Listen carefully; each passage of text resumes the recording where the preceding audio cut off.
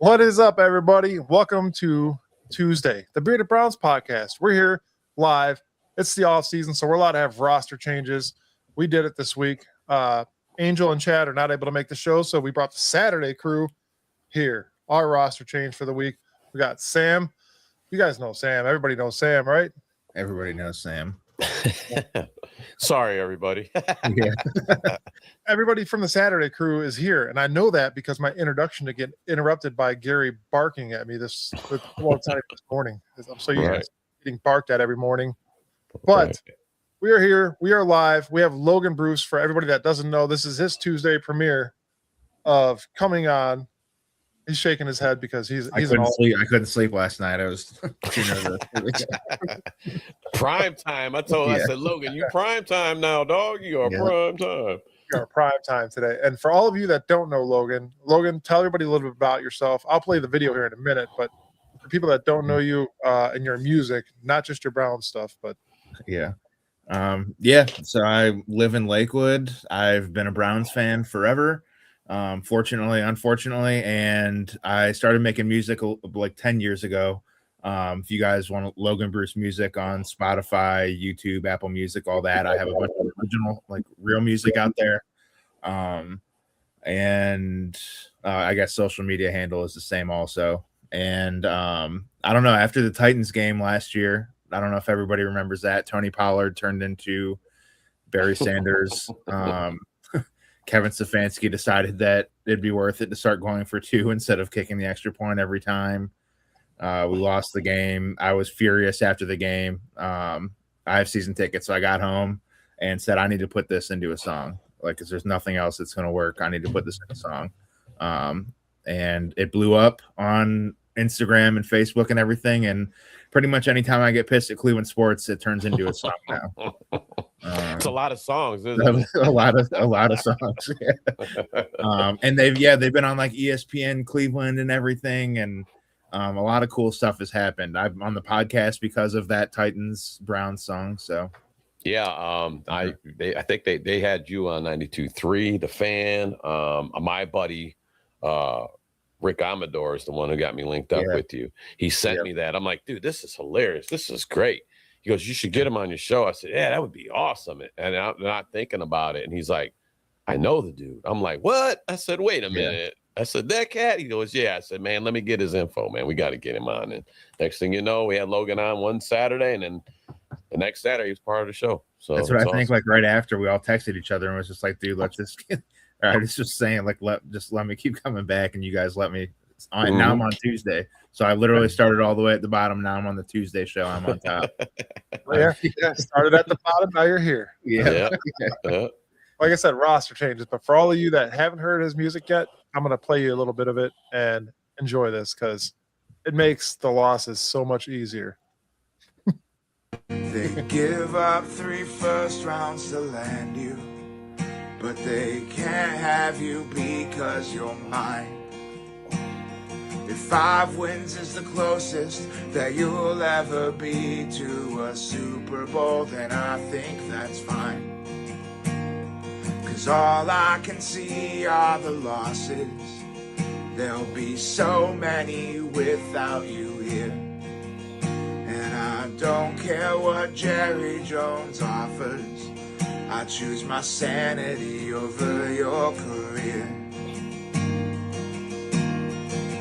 So we can't trade away Myles Garrett. If we do, then our whole team will be cheeks. There's more to that, but I just figured I'd stop it on the butt cheeks part. Yeah, that was pretty good. I love it, man. I love it. Keep PG-13 for today. Yeah. Hey, don't let Logan fool you over there. That's his parody stuff. But Logan, you got to go to check out Logan's music. Logan has really great inspirational music. Talk about some recovery. Yeah, for sure, man. Like I told you the first time I listened to it, because you brought up like Four Corners, Amherst. And I'm like, I started putting things together in my head. I'm like, yeah, man, I know that. All the bars in downtown. Yeah, there's Yeah, Just- I used to crawl out of those, man. Yeah. I used to hit 10, those up 10 pretty hard. bars in a little 500 square foot area. Yeah, I might have Right. met you, but I was always a blur. I we don't probably know. we probably met 10 times before we ever spoke. Yeah. Yeah, but hey, man, things are going good for you, and going good for us, man. I'm glad to be part of you. It was nice to finally sit down before we did the draft and have a nice lunch and just hang out, man. So Winking Lizard, man. Shout out Winking Lizard in Lakewood. We'll get them as a sponsor one of these days. right. After they forgive us for what Gary did to their bathroom. Sponsors. All right. I know we got somebody we got some really good stuff to talk about here too. Yes, we do have a great show today. We're going to talk about our shirtless tight end that is now a Charger. We're going to talk about some rookie minicamp stuff. What you guys think about rookie minicamp? Is Casey Concepcion like the legend in Cleveland right now? We'll get to that. Got some hot QB takes, I'm sure. And I got to say this, a quick shout out to our guy, Brian Hannum, who was hospitalized. He's doing better now, but we do have a video that was sent in by Rich from the Tuscarawas Browns backers and Greg Pruitt. And I'm going to play this for Brian. Hey, Brian, this is Greg Pruitt. I heard you were in the hospital recovering. Wish you well. Fight, fight, fight. We all got our little problems, but all we can do is fight. Go Browns. That's awesome. That is sweet. So everybody keep your prayers up for Brian Hannum out there. Great guy. He actually was at our draft party. We got to hang out with him all day. He's he's the vice president of the West Park Browns backers.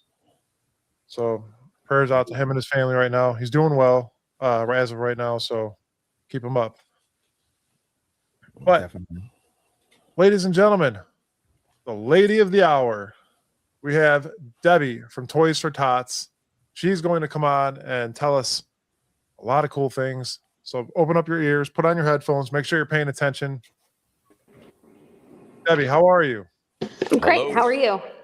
I am good. I told you before the show I was going to call you Deb, but here I am calling you Debbie again. It's okay. Don't let it happen again until next time.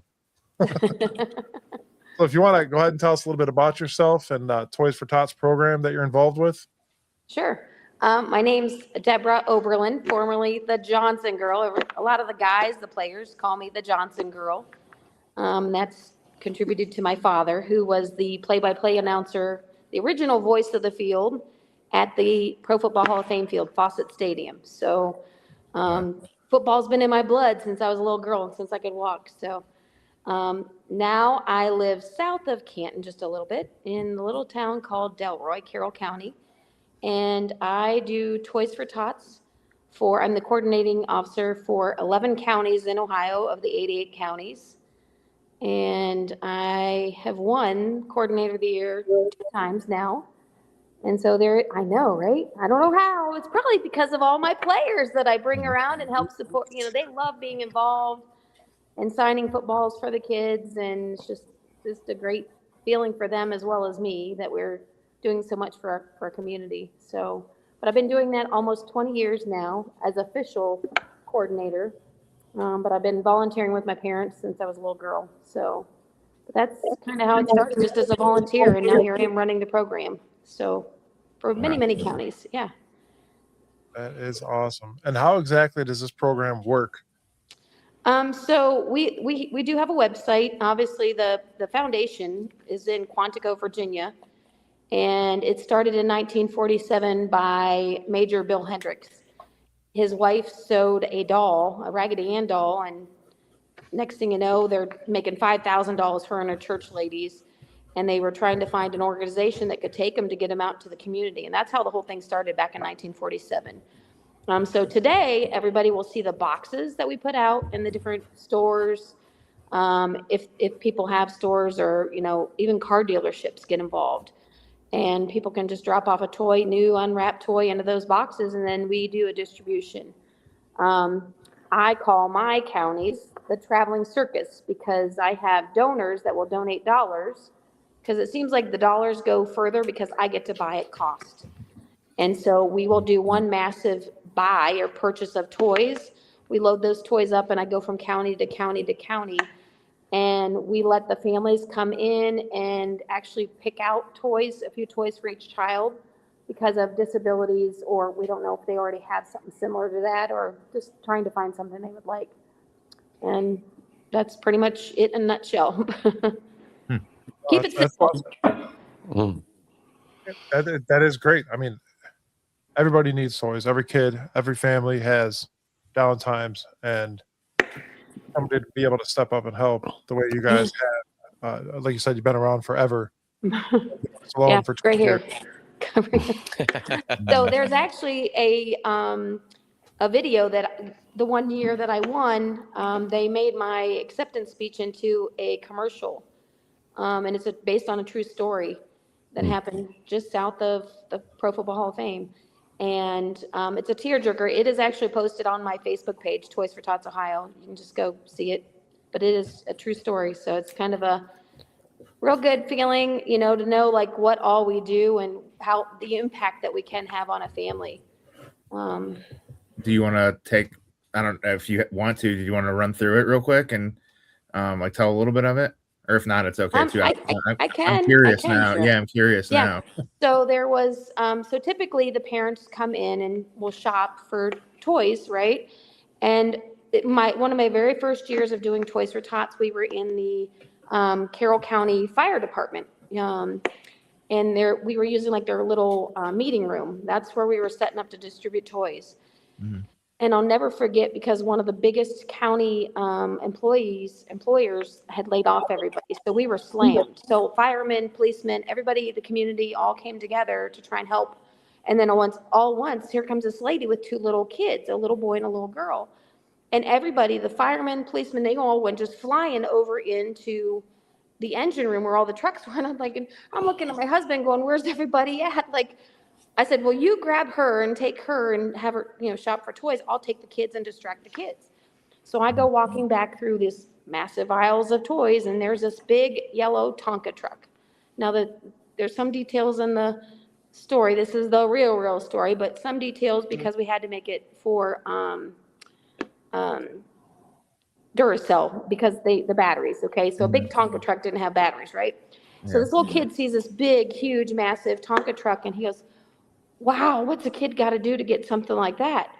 And I said, oh, it takes an extra special kid to get something like that. He goes, no, seriously, what do I have to do to get something like that? And I said, oh, seriously, you have to be a good boy. And he goes, seriously, what do I got to do? And I said, okay, raise your right hand. I thought, okay, this is my ploy. I'm going to keep you busy and occupied so that you don't see what your mom's picking out. So I said, raise your right hand. And I just started making up stuff. And he goes, so what's all these toys here for? And I said, well, we're kind of sort of like elves. He goes, yeah, something about I'm getting toys for my cousin because they moved in case Santa can't find them. And I go, yeah, we're kind of sort of like elves around here. We kind of help out. And so some of the things I was questioning him on was, I promised to be a good boy and stop picking on your sister. And his eyes got real big, was like, how do you know that? And I said, well, I told you we're kind of sort of like elves. And so then, I said, pick up your room and don't make your mom tell you to keep hound you to pick up your room. And he goes, now you're creeping me out. Do you have cameras in my house? And I go, no, we don't have cameras in your house. I told you, we're just like elves. We just know. And so long story short, we picked out a couple things, for obviously my husband's taking her shopping and picking out stuff for them. Well, as soon as they started going out the door, or right before they're getting ready out the door, the lady that was finishing up before them, she comes over and she goes, Mrs. Oberlin, can I give you a hug? And I said, yeah, absolutely. So she gives me a hug and she goes, I don't know how I can ever pay you back. And I go, no, you don't pay us back for this. Just pay it forward. And she said, well, I don't know how I could pay it forward. I don't have much money. And I go, no, honey, pay it forward means just do something good. Be a good neighbor. If you have older kids and they can mow for your neighbors, or you're baking cookies, or, you have leftovers, share with your neighbors. Just be a good neighbor. I said, you're a good sewer, aren't you? And she goes, I am. And I said, well, you know what? I know a few people that could use some split pants, whatever. So I'm having that conversation with her. And this little boy's watching everything. The mom's watching me like a hawk, like, who's this crazy lady and what's she saying to my kid?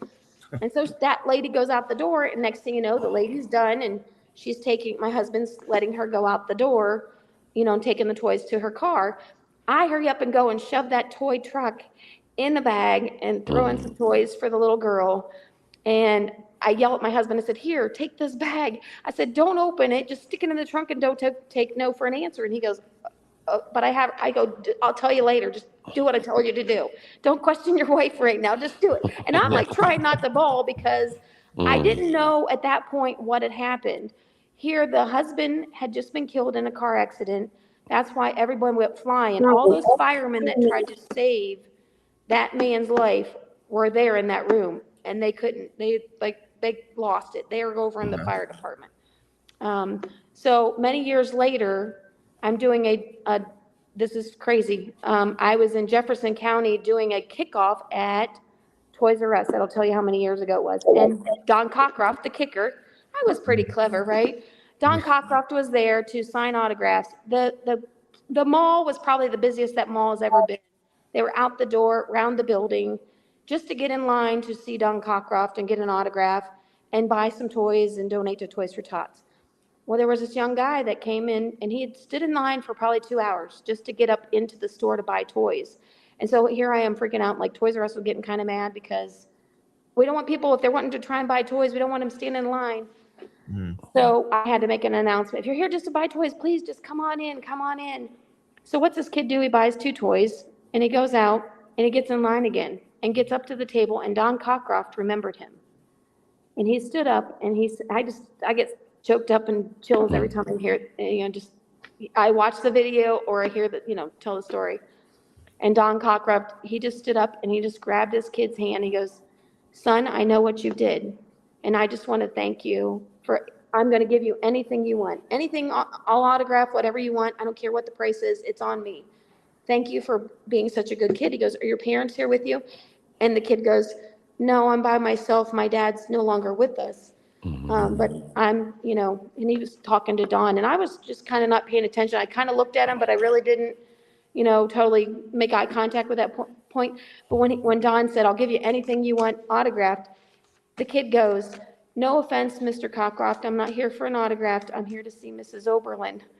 And Don goes, wow, Deb, in 30 years, I've never been turned down for an autograph, but there's always a first. And so he comes over and he shakes my hand and he goes, Mrs. Oberlin, I don't know if you remember me, but I remember you. And I still have the yellow truck. Wow. I lost it. Don lost it. Don didn't even know the whole thing. And I'm like, I found out the backstory after the kid had gone that he had lost his dad. And that, that's why they were there. That is Hang tight. Debbie, you still there? Yeah. There we go. All right. We lost you for we split second. Split second, yeah. So we basically worked with the mom and the resources in the community to help get her where she needed to be able to be stability and, be able to pay bills and stuff. So that's the story. And the kid said he told Don Cockcroft that he said, so he goes, what are you doing? He goes, this is my first time of being my pay it forward, which I thought was key. He goes, I don't make much, so it's not much because I get choked up. He says, I'm going pre-med. I'm in college. I want to go pre-med to make a difference in kids' lives like Mrs. Oberlin does.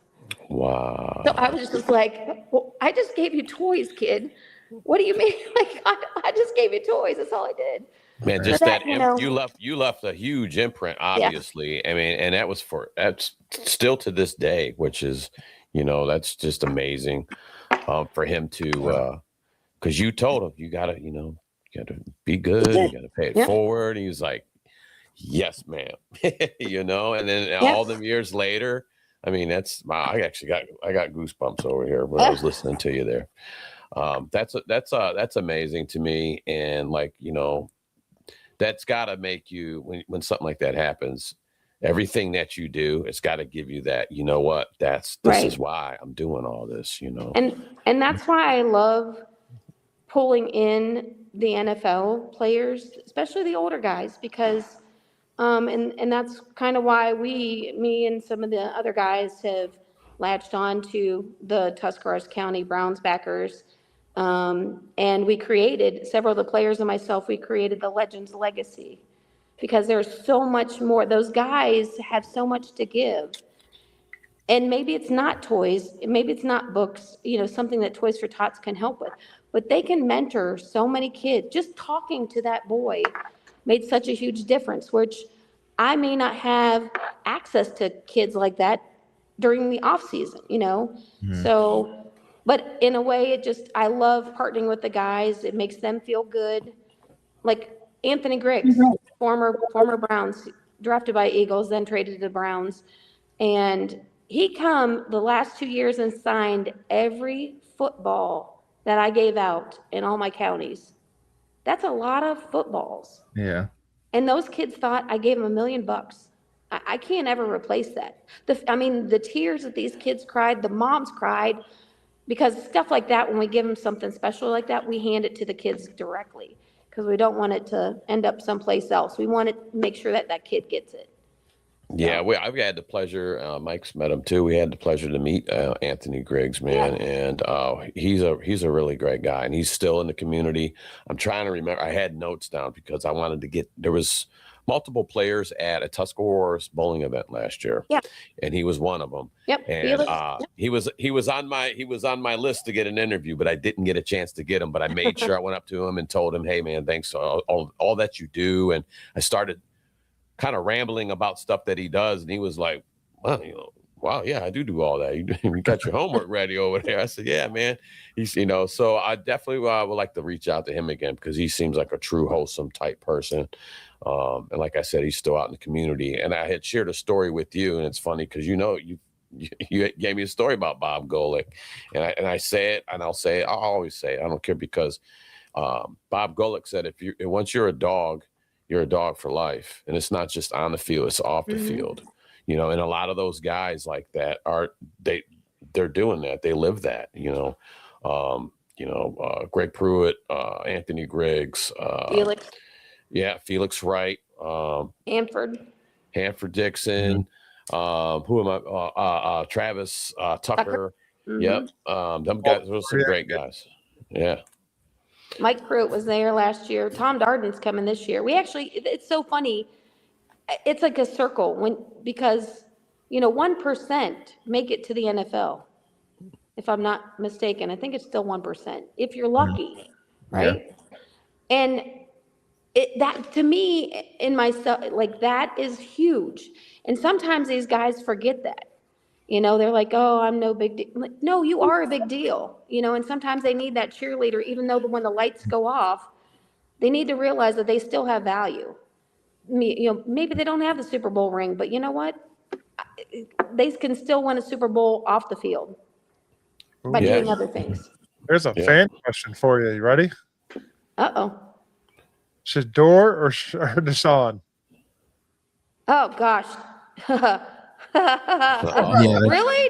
Do I have to answer that? That's a no. If anybody knows me, I called that whole thing before anything happened to Shador Sanders because I was like, he's going to get tainted because of his dad. If dad would just put the muzzle on and just let the kid go, which he did, but he just got tainted because of who his dad is. I hate to say that, but yes, him all day long. Let him go. Rip the diaper tapes off. He's on the diaper tape. Let him go. There it is. There it is. Y'all heard it now. Y'all heard it. No, that's awesome. So because you,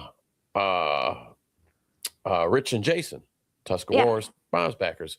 Yeah, we got the pleasure of meeting them guys, and we, I just knew they were genuine guys, and we've seen each other more and more and more, and we're always super cool. We all talk to each other. We all keep up with things, and those guys actually do a lot.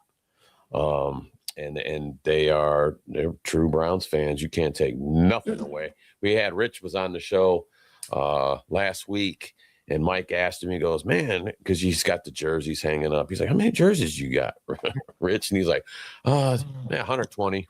I think I'm at 120. So yeah, those guys are awesome. I love them guys down there. 50 of them are quarterbacks, probably.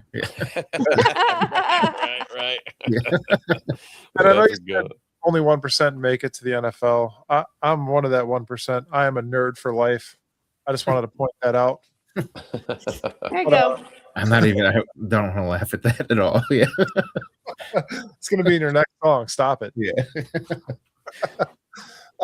Deborah, you got a big event coming up with the Tuscarawas Browns backers. Do you want to touch base with that a little bit here? Sure. Saturday, June 13th. Oh, look, you have a little thing. Look at you guys. June 13th is Saturday. Wow, this is like a really class act, guys. I'm impressed. Hall of Fame Lanes. For a reason. I'm telling you. All right, who's your promotions guy? Or you're doing good. Several guys, and like, you know, they all talk on the golf field, you know, the golf course, whatever you want to call it. See, I always have field in the brain because I know football. That's all I know. So several of the Browns players from my events were on the golf course playing, and some Steeler players were there, and some Indians players and NBA players. And this thing just keeps getting legs and walking, and it's going to be crazy. So some movie stars are going to be there. That I don't know that I want to even post that they're going to be there, because we'll probably have the fire marshal there shutting us down. So all I got to say is you need to message me. We're going to open up a Zeffy account. We're working on that to do the tickets. I just didn't want people to have to pay a fee on like Eventbrite or Ticketmaster, whatever the heck it is. I just think that's ridiculous. I'm a bargain Betty, sorry. But it's 11 to 4. And basically there's going to be like 4 people bowling, and then your 5th player is a celebrity.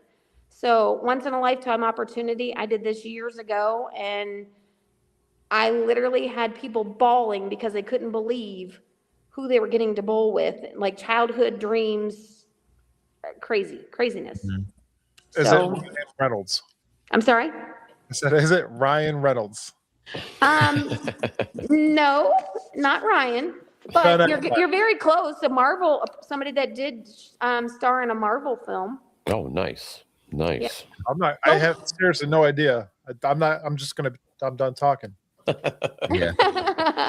Yeah. So once you're in the circle, you're in the circle. You know, they kind of cross over, celebrities, different, especially when they're on the golf course together. They all like, you're going to Deb's party? Oh, and then I get a phone call from the golf course saying, why aren't I invited? So like, we actually have Santonio Holmes coming. Awesome. And a few other Steelers legends that are coming. Maybe a Green Bay Packer. Dave Robinson will come.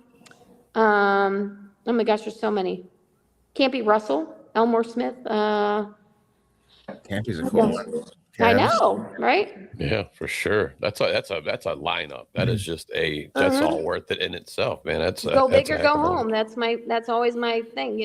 We actually have, now this is just give you an idea. Like there's prizes for the bowlers. Like we're talking like, and actually I'll let the cat out of the bag, because we did get an anonymous donor that will help us reduce the price. So it's now $50 per bowler. It's still $200, but you get everybody's autograph that's in the building. So, which is still dirt cheap if you know anything about getting autographs, that's still dirt cheap, because there's tons that are coming. So, but yeah, $50 per person. And then the prizes are ridiculous. Like I said, there's going to be prizes for the team, and then prizes for the top 5 bowlers. Because it's a competition. When I had Steelers show up with Browns players, Steelers are kind of wiggling their way in there. And I'm like, we have not had Jerome call me. So that's the one that would worry me, because he's a really good bowler, guys. Some of them guys are really good. I've seen them do like celebrity. I used to run over our defensive line like they were bowling pins. So, oh my God. Yeah. Crazy. Yeah. So, I'm not a very good bowler. So do you have any prizes if I come down for the most gutters? Do I get a gutter prize? Actually, there'll be plenty of stuff that you could win, like trivia. There's all kinds of stuff that there's no reason why everybody in the building shouldn't leave with something. So I did want to give a special shout out to one of our big donors, Crow's Hollow Bargain Outlet in Waynesburg. They are actually giving us a Blackstone grill, $1,000 Blackstone grill to our event. Yeah. as one of the prizes. So I'm like, holy moly. And another one is a big screen TV. Nice. So, Nice. So you should be said pretty good. you said Crow's Hollow Crow's Hollow Bargain Outlet. bargain outlet. All right. Good deal. Yeah. If you can't find something there, something's wrong with you because they got a good deal. Yeah. Nice. Yeah, I've never heard of them. I'll have to check into them. Oh my gosh. I've been talking with my wife. I'm like, we got a propane grill, but I'm like, man, I got to get a Blackstone. Just want to get a little one because those are really nice. Because sometimes you need that. You just want that flat grill. You want to do a smash burger this one has all the like bells and whistles underneath of it. It's like a $1,000 grill. It's wow. You can't say anything to you, Sam, if you win it. It'll turn into a real Hank Hill. Well, you even being a sucky bowler, you could still win it. See, there's We'll always put the bumpers up for you. Well, and here's the thing. There's going to be a red pin challenge. So I don't know if you've ever heard of that if you're a bowler. So if a red pin comes on the head pin, get your mind out of the gutter. Haha. So if the red pin comes on the head pin, right, and you would happen to hit a strike, you're going to get a ticket to win the Blackstone grill. But if you know you're a sucky bowler, then you can pay $20 and have a pro try and hit your strike, right? I like if that. the pro even misses the strike, guess what? You're still going to get 2 raffle tickets. If the pro happens to hit a strike, they're going to get 3 raffle tickets. No, you can't go wrong with that. No, You're increasing your odds. Definitely increasing your odds. Have the pro come over, make some memories, and make them feel good because they're going to get lucky. Maybe some of them are actually do pretty well. So just never know. Bob Lowe's going to hit that strike for you, Sam, and then call you a name again right to your face. Yeah, that would be funny. I'm kind of a sucker, so if somebody ends up getting a 9 count and it's a pro, I might just have to go ahead and give them 3 tickets. I mean, if it's pretty good, if it's wobbling, after all, it's Toys for Tots. We're pretty generous. Right, absolutely. Got 2 more questions before we let you go. What do you think the Browns' record is going to be this year? Ooh, what do we got? 17 games? 16, 17? 17? 17, yeah. Okay. Oh, okay. I pulled that one out. I'm like, oh my gosh. I'm going to say, well, we did okay. We did a little. We're definitely on the offensive on our drafting, but we got miles. So I'm going to say, I want to say 8 and 10, but I'm going to say lucky number 9. How about that? I like that. I like that because it's way better than 5 last year. So I'm all aboard. We got a new coach coming. And things are going to change. We're actually getting a little easier schedule this year. So I'm with you on that. I'm manifesting this right now. So when they do get, and I've learned from the players, you have to breathe it into existence. Like, it is what it is. The law of attraction. Yep. Right. So when they do hit 9, you're going to have me back on here and say, oh my God, a chick actually knows what she's talking about. Well, you said you've been around football. Football is your thing. You said your grandfather, correct? No, my dad. Your dad. Okay. Yeah. Your dad had you. Yeah. So, yeah, I mean, you said, because I asked you, who's your team? Who do you like? Just because you're on the Browns, it don't matter. You said football. I like football. All football. I love football. Do I lean towards the Browns? Yeah. I'm watching them. They're on TV. I'm watching them. I mean, I watched them before somebody else. Yes. I mean, and then it does help. I have an uncle that played for the Browns, so a legend. So, and he still holds a record somewhere, right? Absolutely. So, last straight on kicker. Oh, there's a trivia question. If you're watching now, that might be a trivia question at the bowling event. Yeah, there you go. Oh, he was used to kick like hitting straight on. Instead of offset how they do now. Yeah, that's very cool. Nice. Yep, 1,080 points. And I think back then, because you said it was what years did you 69 say? 69 to 80. 69 to 80. So I'm believing back then too. I think the 60s they still had the I think the goalpost was still up front in the end zone. Yeah. Yeah, pretty sure. So that was something that they would run into. Weird idea. Like, why? What were they thinking with that though? Like, They wanted to see how many people are going to. let's put this right in the middle of the end zone and see how many idiots run into it. Yeah, man, that was dangerous there, man. But that was the game, man. They were out there, and that's just because I watched some of that, and you watch some of the hits that they ran into them goalposts and just running into an oak tree, boom. Yeah. So, go ahead. Debbie, real quick, before we let you go, besides toysfortotsohio.com, how else could people donate or help your cause in any way, shape, or form? That's the biggest thing is on the website is if they're going to make a monetary donation, if they want to support like the event, which in turn is going to support Toys for Tots, if they want to donate a gift basket, a raffle item, a gift card, whatever the case may be, no donation is too small, even if it's $1. It all goes very far because I'm a bargain Betty anyhow. So bargaining will go a long way. Yeah. Yeah. If I don't listen for Toys for Tots, if I can't get it donated, then and it's not toys, I'm not. I better go sell a house and take the tax write-off myself because I won't spend toys money for anything but toys. So awesome. we depend on those little small business owners and big business owners to help us out. Like oil and gas industry has been a huge supporter of ours, and like this one company, EOG, shout out to EOG and Ohio Oil and Gas Association. All those, there's a long slew of companies that help us. One, I think it's Kimball, actually, the garbage company, that they actually donate a truck for us to haul the toys from point A to point B. So between EOG and their employees making donations and the company matching everything that they donate, that's how we buy a lot of our toys.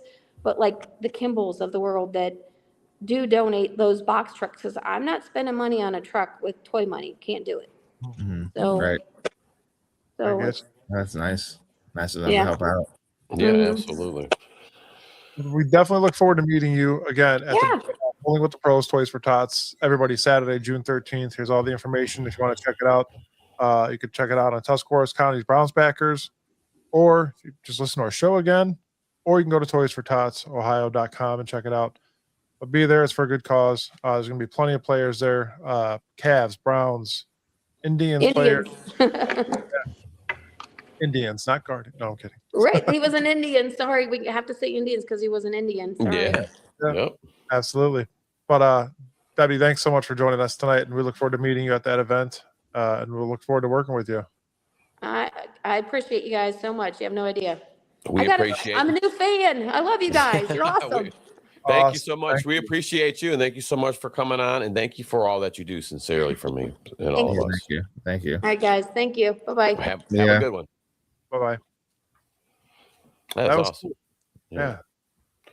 Everything's for a good cause, ladies and gentlemen. It helps kids, especially during Christmas time.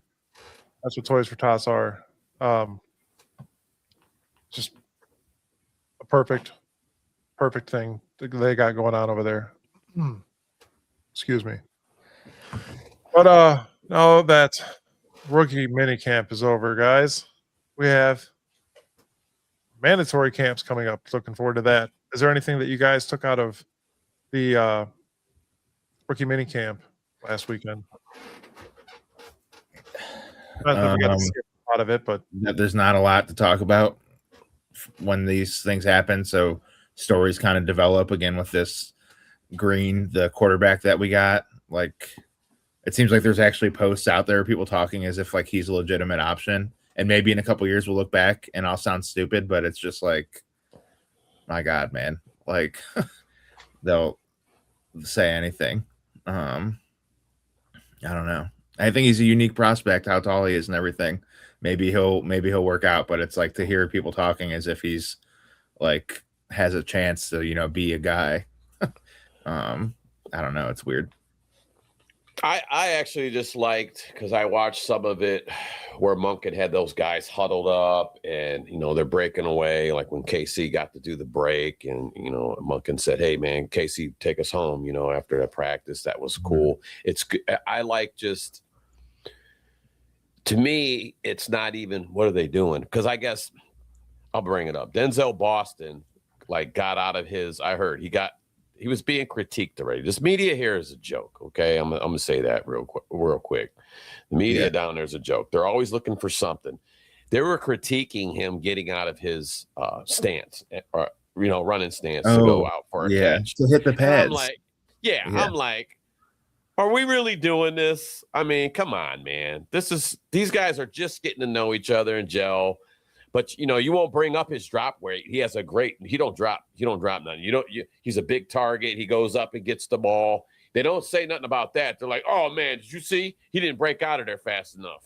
Come on. Well, that's what KC has, the drop issues, and he dropped one ball in rookie mini camp, and that is the only video that you saw of him.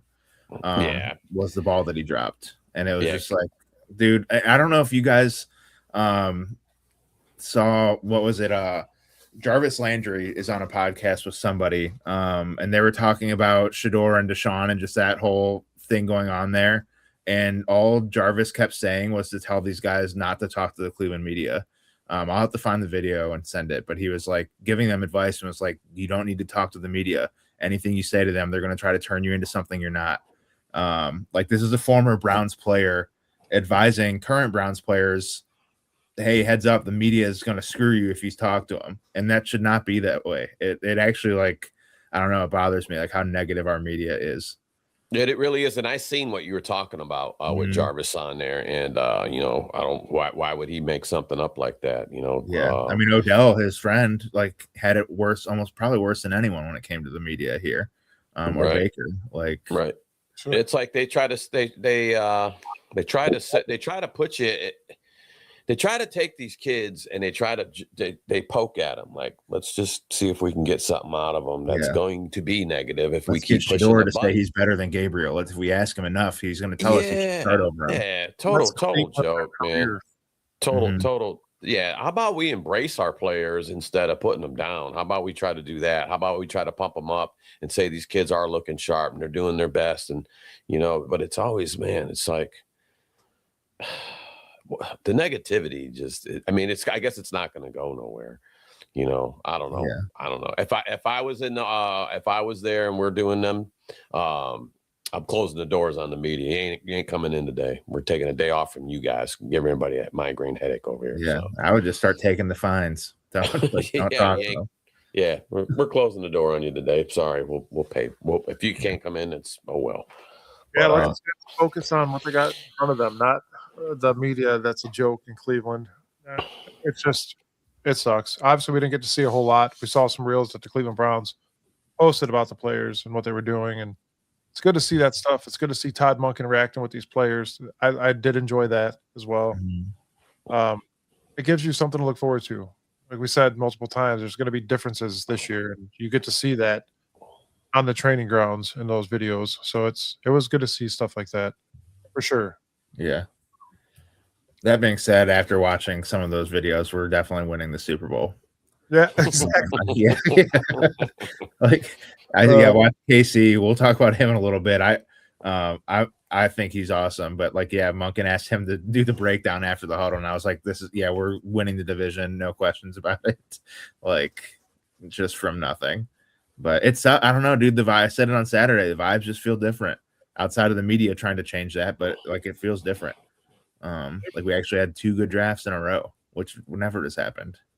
Yeah, and then Monken coming in here. I mean, he's not playing games. I mean, it's a game of football, but he's not. He's like, he told those kids, he goes, if I say run through the cone, what are we doing?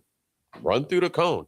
He's like, we're gonna make it that simple, but pretty much, if you're not picking up, he's gonna let you know. It's not gonna be like Kevin. To me, just seemed like. I mean, I don't know. I was not there, but it just seemed like he would just be kind of lackadaisical, if somebody's not pushing enough. And I'm not going to really get into that. But I think that Monken, on the other hand, is going to be like, hey, man, you want a spot here? Got to earn it. And if you don't want to earn it, there's the door pretty much. You know what I mean? Or you'll be sitting on that bench over there. Yeah, so. Monken, he feels like an old school football guy. We weren't there for, like you said, we weren't there for Stefanski, but I don't know if I was Myles Garrett and Stefanski was telling me to do it. I don't know. I'd be like, dude, who are you to tell me what to do? Yeah. Not that Miles is thinking that way, but it's just different vibes from those two guys. For sure. I keep talking about how Monken's reminding me like old school John Wayne type. You know what I mean? Yeah. It's like, Right. the Todd Monken Wayne over here, you don't know how to swim? Come here, boy. Let me throw you in the water real quick. You're going to learn how to swim today, Yeah. So, man, different vibes for sure. Yeah. And I got made fun of for kind of having hopes going into a season. Like, why wouldn't you? Everything's different. There's so much more to look forward to this year. You fixed your offensive line. You fixed some wide receiver issues. We have let's say that we addressed them. We don't know. We have to watch these guys play, but we tried to fix. We are showing we're trying to fix it.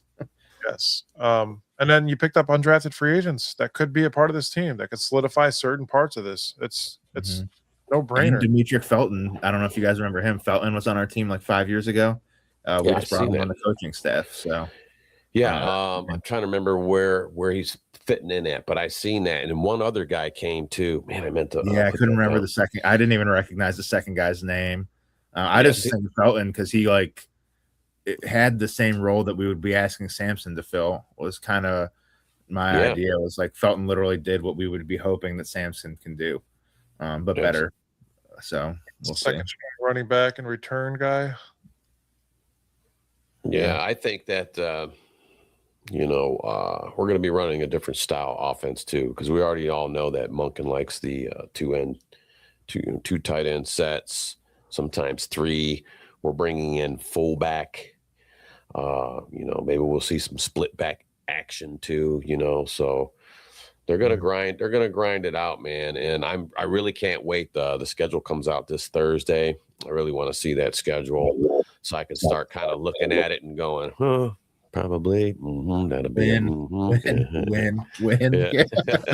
Supposedly it's the easiest schedule in the league. Supposedly. Well, it's about time, because for the last 2 seasons, it hasn't been an easy schedule, and it's really hard. And it's really hard. It's even harder when we don't have a real a guy named at the helm of quarterback. And, we're trying to go out there and just win games, man, with patchwork quarterback stuff going on. And we deserve an easy season.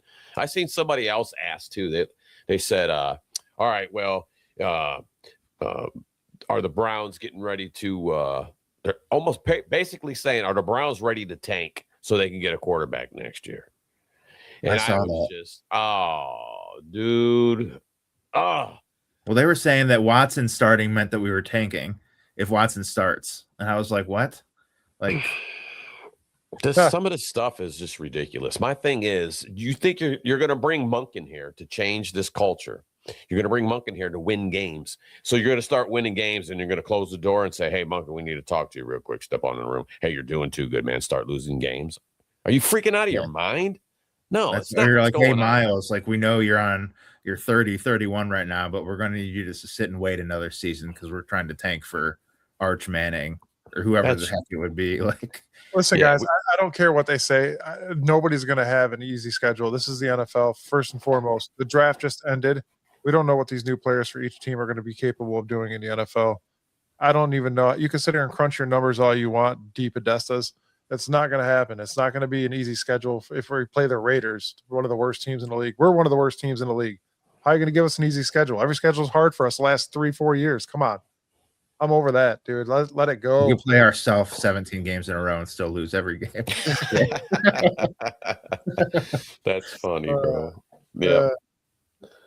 But on the bright side of things, guys, we do have a star wide receiver in KC Concepcion lighting it up in Cleveland yesterday. And obviously a good luck charm to the city because the Guards won 7-2 over the Angels, and the Cleveland Cavaliers in the postseason beat Detroit Pistons 112-103.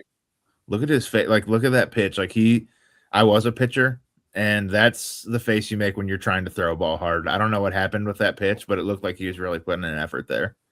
Oh, you don't want to look like a wimp as a star wide receiver. You're going to tell Jerry Jeudy what's up in that picture, right there. It also looks like he's throwing it like a football, so I'm guessing that throw didn't end up too well.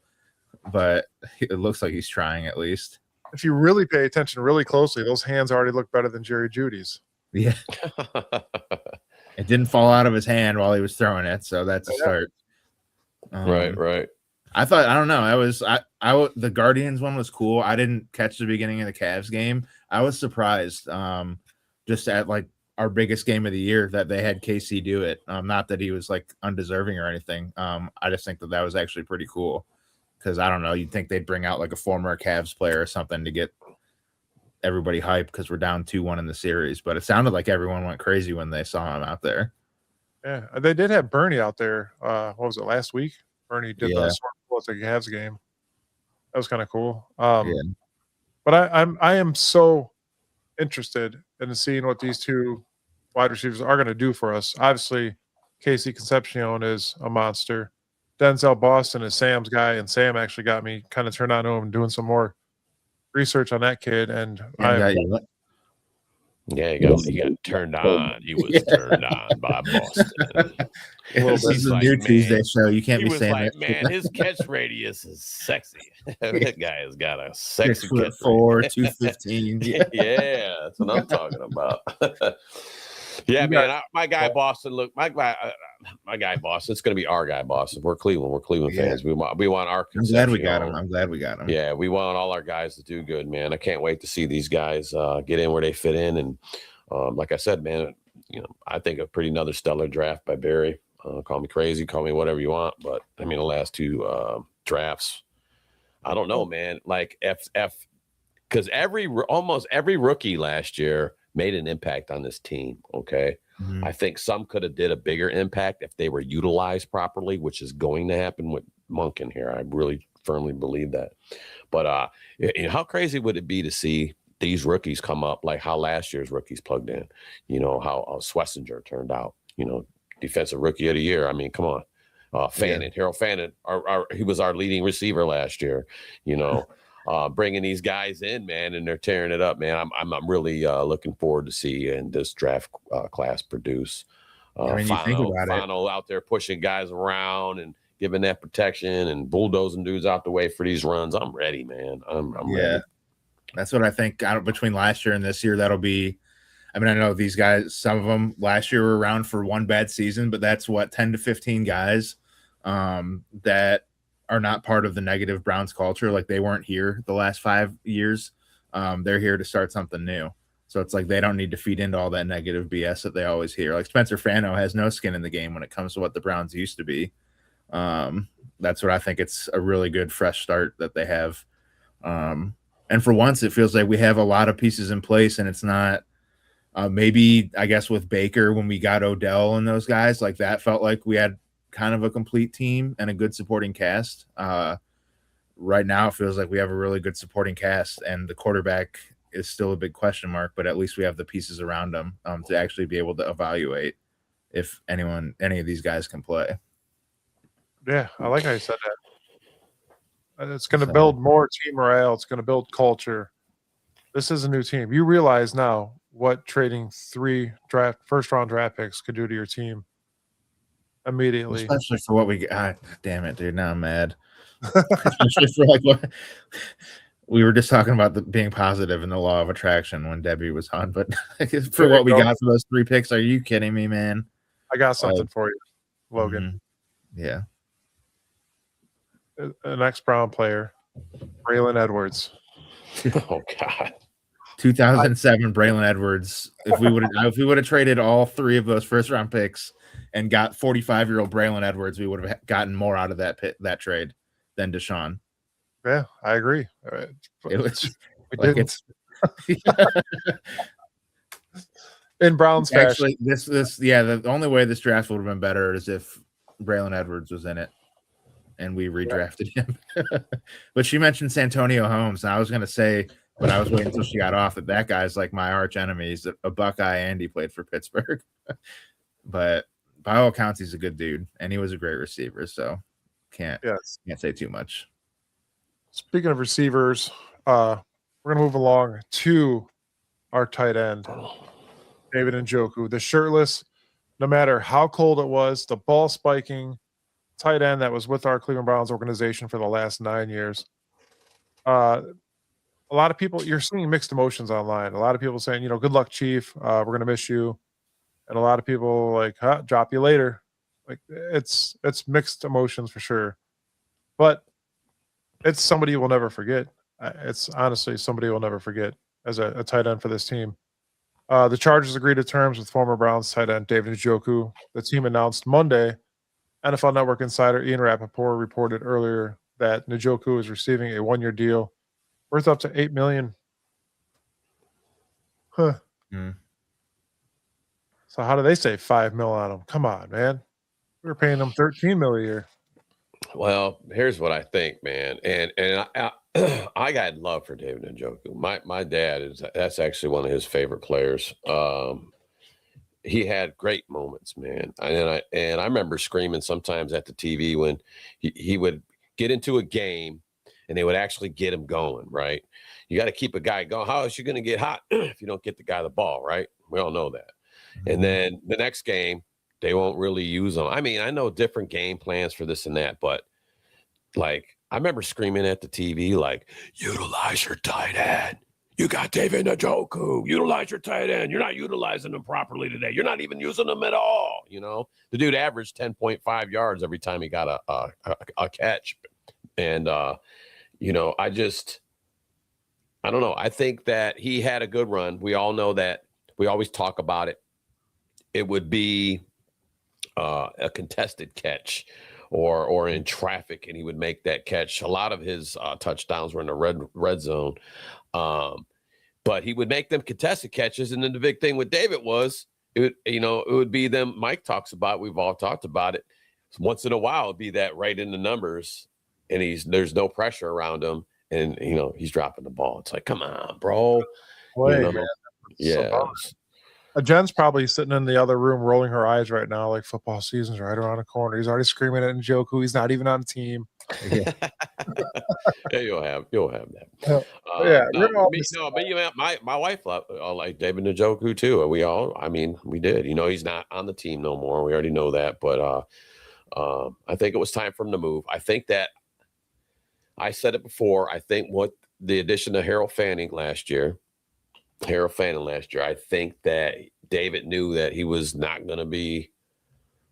He would be playing backup, and he's getting older in age. And I think that he's seen the new future tight end coming in and didn't want to play a second fiddle. So then I think David sat because he sat and the phone calls weren't coming in for him because it took a while for him to get this call, which is Tappa Monday. I think he wanted a little bit more money. I think he wanted more money. And I don't think he was getting the calls with the money he wanted. So now he's a Charger and 1 year, $8 million. I think what were we paying him, Mike? Like 13 or something a year? Something like that. Yeah. Yeah. So, hats off to him. God bless him. I hope he goes. I'm glad that he's not. I'll say this. I'm glad that he's not in our division, so we don't have to play him. I'm glad. Go to the Chargers. I hope he is successful over there. And then maybe when he's got his shirt off now, he'll be a little warmer over there because he won't be out here in the freezing cold with his shirt off. But David Njoku, do your thing, man. Do your thing. No hard feelings. He gave his prime to Cleveland. Somebody put in the comments, or James put it in the comments. Like he came to, when he had his face all burned up, he still played the next game. He got injured a lot for us, but still tried to fight through as best as he could. And I don't know, what can you do? He's been here 9. Like I don't blame the people for. That's for Miles. Like I don't want him to go. I hope we never trade him. But if you get sick of losing after 9 years, I don't blame you for wanting to go somewhere else. Like, what are you gonna do? So it's 22 when he resigned his contract, earned an average annual salary of $13.68 million under a 4-year, $54.75 million contract extension signed in May. That included $28 million in total guarantees and $11.46 million signing bonus. Just give me $1 million of that signing bonus. That'd be good. That'd be all right. I'll retire. Done. Good. Yeah. And then Stefanski said, you know what? Let's stop using this guy as much. Yeah. Well, you had Fannin. Obviously, the kid's a monster. So I'm looking forward to him again this year as well.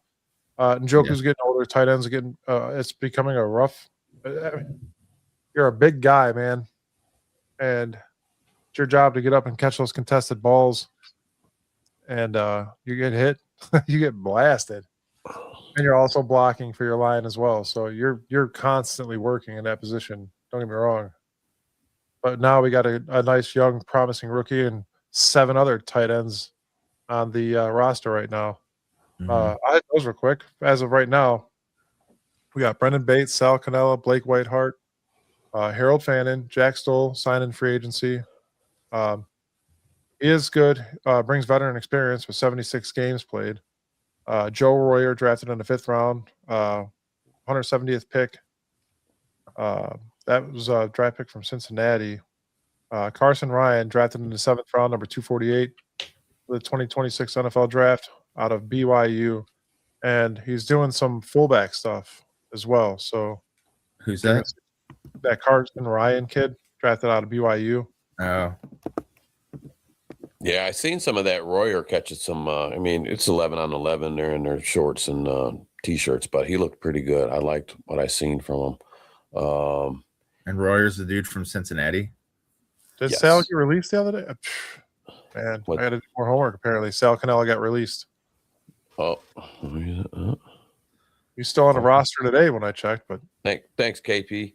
Yes, thank you. Michael Burton got added, signed free agent fullback from Broncos. He came from, so it's an actual. That's his job, his fullback. I know that's like a dying position in today's football, but I told you with this monk could come in here with heavy tight end sets. You're going to see some, strong eye formation, and I'm ready for that bulldozer running game to get going, man. And you get that going, and whoever's going to be behind center, whether it be Deshaun or whether it be Shador, whatever, whoever's going to be back there, he's on the roster. I'm not going to say no. I'm not. It seems like he don't get talk. Say his name. Dylan Gabriel, Taylon Green, I don't think is going to be back behind center. I don't, I don't see that. But Cleveland does. It's crazy. I'm not going to get into that. But Mary Kay said he should be starting day one. She made a sandwich today. Apparently, she's pretty good at making stew because all she does is stir the pot. You know what I'm saying? That's all she's over there doing. What can I talk about today? All season, man. It's rough. Yeah. So, well, I don't know. But anyways, it seemed like we tried to fix the line. We brought in veterans. We drafted the guys we want, and Spencer Fano. So we're putting it together. We said, where would we need pieces fixed? We already said, everybody knew offensive line. We need to get some receiver. We need some weapons. They did all that. They took care of that, So, I mean, you guys know I'm a big Denzel fan, Boston fan. I wanted him here. That was my pick. And we picked him up on day 2. I was elated. I was freaking out. But I'm really looking forward to seeing Emmanuel McNeil Warren, that safety out of Toledo. That's somebody I really got high hopes for, man. I really think this kid's going to be able to get in the mix quick, because not only is he at that safety position, he does play that big nickel, and we needed help in the nickel packages. So I'm excited, man. I think it's like add some physical. I mean, not that we needed it, but just somebody kind of mean to the defense, like JOK would just kind of fly around there and hit everybody, and this dude, it's a different position, but he kind of flies around and hits everybody. I don't know. I was a big Sean Taylor fan back in the day. RIP to him. But just seeing someone just go out there and just love football and love hitting people. Called laying down the wood, laying the wood on them. I mean, them guys didn't play. I'm trying to remember who hit. It was, man, I think it was a oh man, I can't think of it. When they actually had a Pro Bowl game, and they actually had pads and helmets, and they actually played. Oh, when Sean Taylor destroyed that dude. Yeah, dude. I'm like, he was like, I don't care. I got a helmet on. I don't care if it's Pro Bowl, a Tecmo Bowl. I'm hitting somebody. And who did he knock out of there, man? Dude, I'll remember it when we get off of here. We'll look it up, and I'll be like, damn, how did I not remember? Yeah, but he laid the wood to that quarterback, and he was on his way, I think, out of bounds too. And he was like, "Nah, homeboy," and he blasted him. I'm like, "Yeah, this dude's this dude is for real, man. He don't care. Season's over, whatever. Pro Bowl, Schmo Bowl. I'm gonna hit you. I'm gonna hit you." That's when they started to talk behind the scenes, like, we got to turn this shit into a flag football game. Yeah, we can't. Yeah, it's time. Yeah. Sean Taylor's out here just murking people, man. He's in a Pro Bowl game. The thing I'm liking about Emmanuel Warren is that he's very athletic, and he's going to be a monster on the field. My biggest worry is him hitting NFL players like that, because this isn't college anymore, man. It's not the MAC. It's not even like he was in the Big Ten, or not to downplay it, but he was playing different opponents than like Ohio State or Michigan and Alabama were. All right, these guys are definitely a different breed of football players, and that's something you're going to have to be worried about. You're going to have to learn how to I'm not saying that he's tackling wrong by any means, but so you don't injure yourself or ruin your career. Figure it out, man. Well, I'm sure we got. So I like the coach. Let's not forget that Monken brought 29 of his own members here, and it's growing, because you just said that Felton's involved now. Logan. So I think they got a good cast of characters to get these guys where they need to be sooner than later. Because like I said, they're here. He's here to prove a point. Monken finally got a coaching job. Monken's like 61, maybe 62. He finally got a head coaching job. So he's here to prove to the Haslams and the NFL, hey man, I'm ready. This is me. This is what I'm gonna do. The tanking talk drives me. Like, this dude just got a coaching job in his 60s, and you think he wants to wait a year to try to win? That's what I'm saying. And like, if we're doing good and we're winning games, you think that like Jimmy Haslam and Barry are gonna be like, come on in the private room, close the door behind you. We got to tell you something. Like, hey, you're gonna have to start losing games. You're playing too good and you're winning too many games. No. Yeah. And KP Young had said it earlier, and I've said it before. Haslam's got to get wins going here, where they're building this new $2.5 billion slanted roof over here in Brook Park. We need to have a good team, decent team going in there. You know what I'm saying? We're not going to renew our seat. Like, if they're still trash when that stadium is built, like, I'm not going to double the season ticket prices. Like, we're not going to go to the games if they're still trash. Not pay that much. It's like so they have a few years to get our trust if they want all of our money.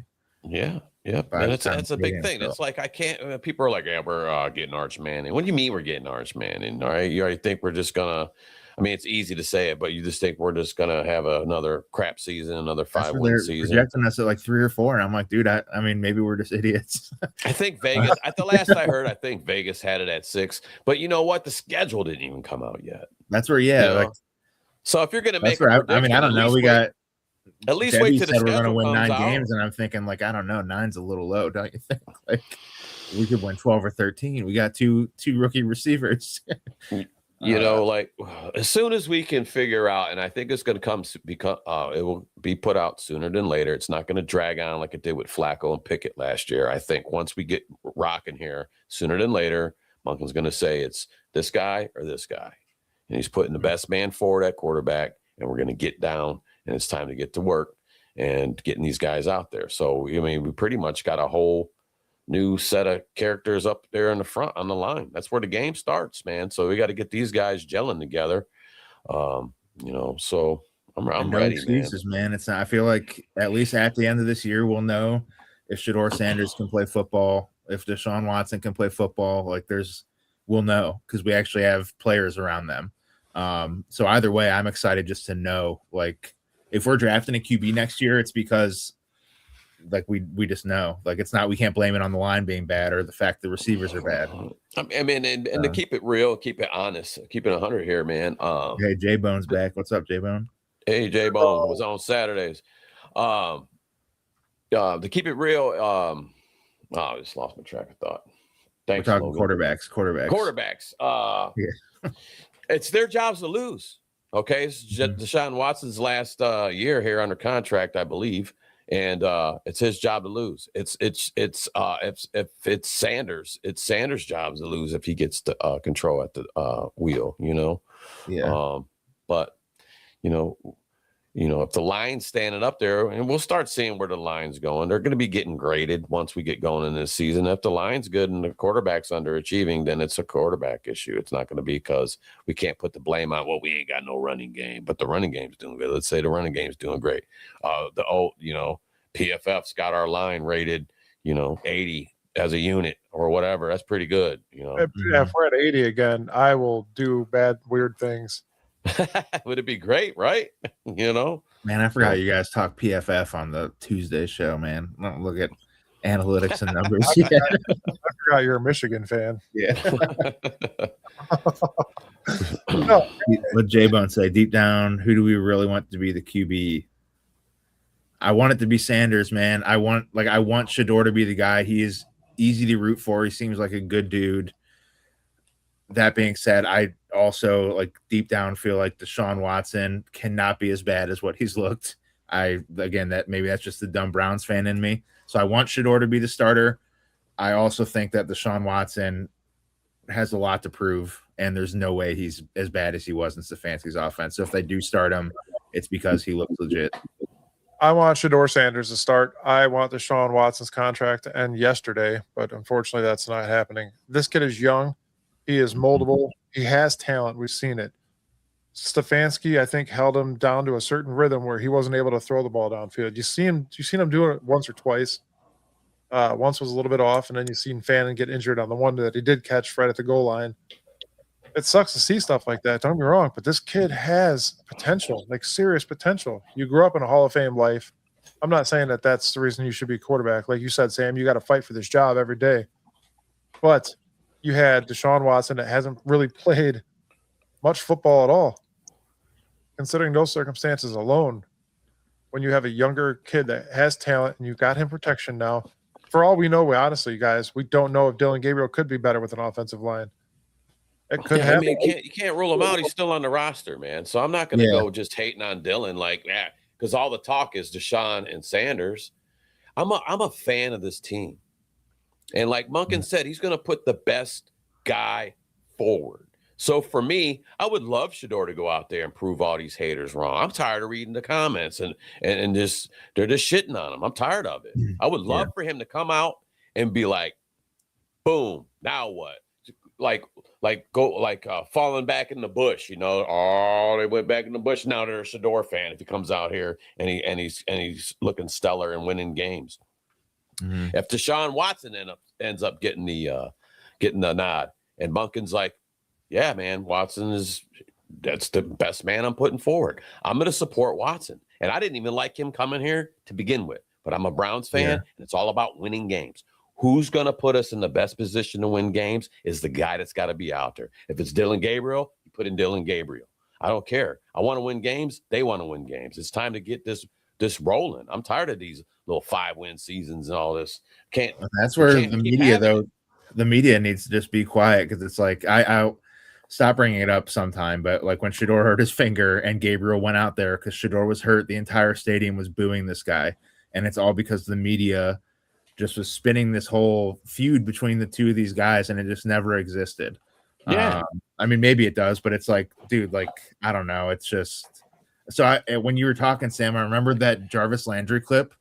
Did you see that he was also talking about Deshaun wanting to go to Atlanta, and how Deshaun had actually told Juice, I think Leonard Fournette is actually the guy that he does the show with, and he wanted him to go there with him. There was a text group of 5 or 6 of these guys where Watson was saying, hey, I'm going to Atlanta. I want you guys there with me.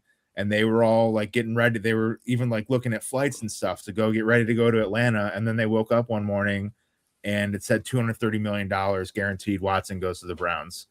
The dude, somebody put it in the comments, Shedeur actually likes Cleveland. Watson did not want to be here. No. And now J-Bone said he owes us some good football. I agree because of all the money that he got, but it's the dude clearly never wanted to be here. And he's never made me feel like he has anything to do with the city, which we kind of talked about on Saturday. It's KC, like Watson has he ever thrown out the first pitch at a Guardians game? He couldn't because he would boo him off the field. He was at the Cavs game like 2 weeks ago, and they wouldn't even put him on the They jumbo. wouldn't even show him. Yeah, well, he was sitting you guys right know across from Myles Garrett. Yeah. You guys know what's going to happen, though. But you know what? You also got to think about, okay, because of the whole Deshaun thing, people are tired of it, okay? So he's probably smart for not go anywhere to do anything, because then you're putting yourself out there. You know what I mean? So it's like you got to look at it like that too. Like, fair. If I was him, he knows he's going to get booed if he goes and throws out that first pitch. Yeah, like I just know that I don't know if I want to be out in that light. I got to stay away from the media because they're going to take whatever and they're going to entangle it and make it look like it's this or that, or I said this or that. So I think I think he's actually playing it smart by staying out of the way. Sometimes you just got to stay out the way, man. But then I get what you're saying. My point to argue it would be like you're making $230 million. Like go be uncomfortable and try to like win the fans back. And if he doesn't want to win the fans back, then that kind of even goes back to what Biner was saying on the Saturday show, was like, then you're just in it for the money. You don't even like care if the team that you're playing for or the city you're playing for likes you. You don't want to face the music. Here's the difference between the two. One has 230 million reasons to prove to the city that he's a good football player again. Or Sanders, remember that talk we were having earlier about being a dog on and off the field? Yeah. He's proving that himself already. The kid is not making $230 million right now. He's fighting for a job. He's fighting for all those other teams that didn't draft him round 1, round 2, round 3, round 4. And here we are to pick him up in round 5. When 2 weeks prior to the draft, the kid was touted to go number 1 in the draft. And here we are. Cleveland Browns select Shedeur Sanders in the 5th round. I'm not mad about that. He could be a diamond in the rough. Look at it. Tom Brady was a diamond in the rough. Mold this kid. Teach him how to be great. Teach him how to do good things. Bring Bernie in. And he wants to be, I don't know. Yeah, he gave some kid, I don't know if the kid was from Mayfield Heights or something, but you see he let like a high school senior borrow his Maybach for prom. Like I didn't see that. Yeah, Shedeur gave him his car for the night. Like, I don't know. He just does stuff that makes you like him and root for him. I'm not going to lie. I wouldn't give any one of you my car. I don't want your car. I don't want your car. My record's expunged. So you better not be like pulling any legal facts, and that's why you won't let me borrow it. That shit should all be off my record by now. But yeah, it's going to be Sanders, guys. Different than the other ones. That's for sure. Yeah. Yeah, James Berlin down there. Yeah, I agree with you. He does have he's definitely motivated because he's wanting to break that chip off his shoulder just to prove everybody, why. I mean, that's why I'm pulling for him. But then again, like I said again though, I mean, this season it's about putting W's on the board, and you got to put your best guy out there. You don't just put Watson out there just because you owe us money. All this money, you ain't doing nothing. So you're going to put a shitty quarterback out there to lose games for you because he owes you money, or do you want to win football games? That's the thing. I just cannot believe how bad he is. And he's been hurt since, so I get it. But it's like, dude, my God. Yeah, I get it too. And everybody looks good when they're out there in their little shorts and T-shirts throwing spirals to guys in T-shirts and shorts. And it's different when it's game time, But, I don't know what was going on with, none of us do, with Stefanski and Barry and how they were thinking about what we're going to do with Deshaun, how we're going to get him in there, what we're going to do, and then this Achilles injury took him out. I thought maybe we wouldn't see him again, but there's still money owed. There's insurance money. When a guy gets hurt, you get so much of it back on the, there's a lot of things in there, but we're Browns fans, man. You guys want to win games? I want to. If it's Shedeur, it's Shedeur. Like I said, if it's Sanders, it's Sanders. If it's Dylan Gabriel, I'm riding with Dylan Gabriel. We put, you're the Monken said, you know what? Here's the keys. You've been the best here in training camp. Go out there and cook. Let's go. Yeah. Up to Slim. I'm gonna go with Ravens first, Browns second, Steelers third, and some reason the Bengals fourth in the division. That's where I'm going with that. What do you guys think? I'm gonna put us in the middle. I don't know how you do the middle on that. Yeah, I'm going You're number 2.5. Yeah. I'm going too, man. I'm going too. I can't wait to see this schedule come out. Then I can actually really start looking at a schedule and going, that's probably going to be a win. We'll split one with the Steelers. Yeah, we'll probably split one with the Ravens. It might be Cincinnati twice. It's happened before. Then I can start actually trying to put some, math down on it. Yeah. I think we're going to I think we'll sneak into a wild card. Yeah, yes, exactly. I want us to be first. I want us to win every game. I mean, I'm sure you guys do too. Everybody deserves it. The organization deserves it. The fans deserve it more than anything. If we keep putting up with, a product that's not that great, but we love them. It's time to. That's like to go out there and shine it up. Dude, Sam, I always get hate on. I get Sam's the hate. so old. His fidget spinner is a permanent marker.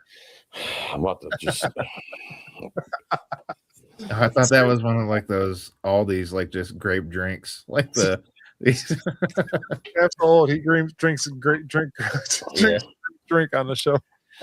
It's Canada Dry ginger ale. Now, ginger ale is the only time you drink ginger ale is probably when you're sick, right? Or you're like 70 years old or 80 years old or whatever. They always say it's an old timer drink. Unless you're an alcoholic, you mix it with whatever you like. But anyways, I'm not a ginger ale fan. And even when I'm sick, I don't like ginger ale. But they're making a blackberry and they're making a fruit splash, cherry fruit splash by Canada Dry, and they're very good.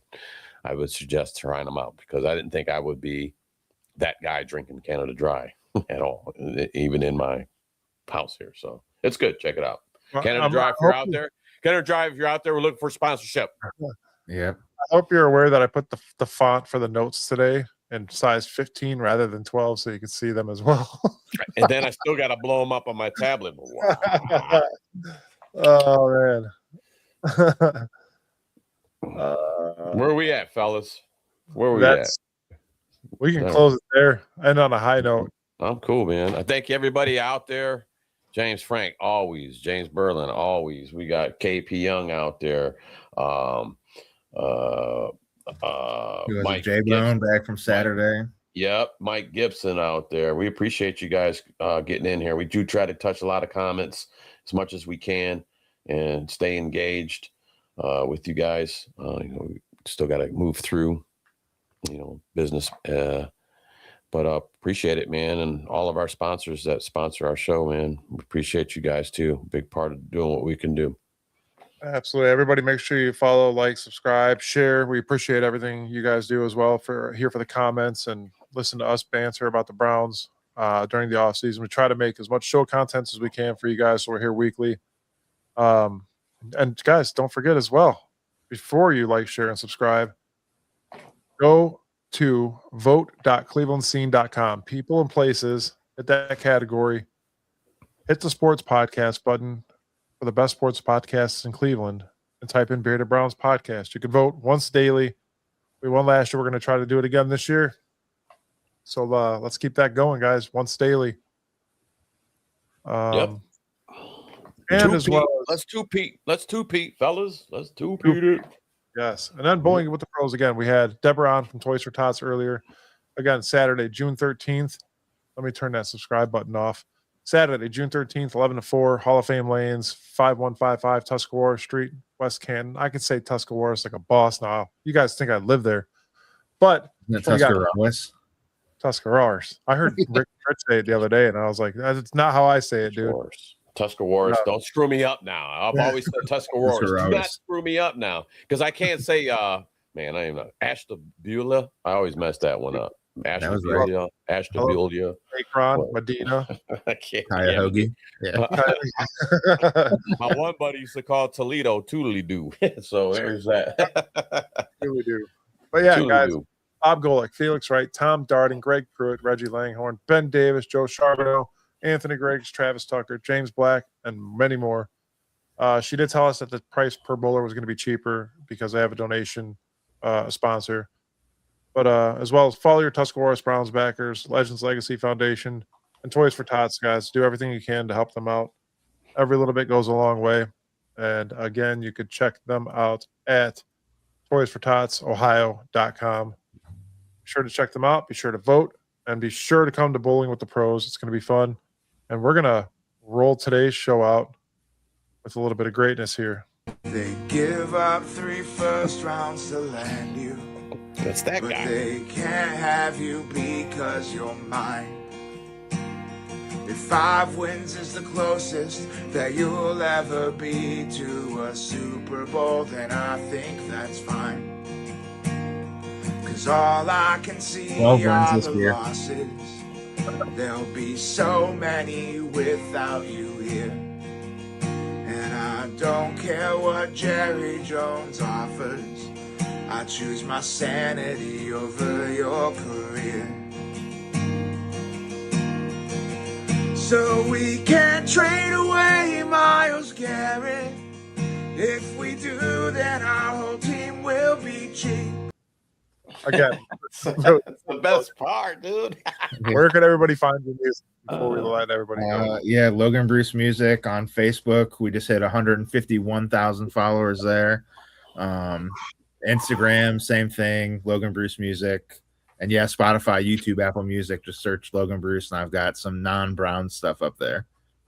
It's still depressing, but it has nothing to do with the Browns.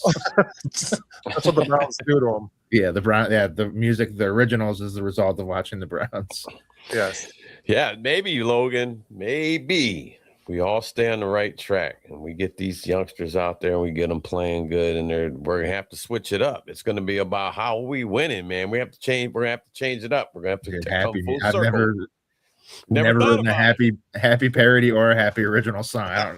I'll need your guys' help or some heavy metal music. Get angry about the wins.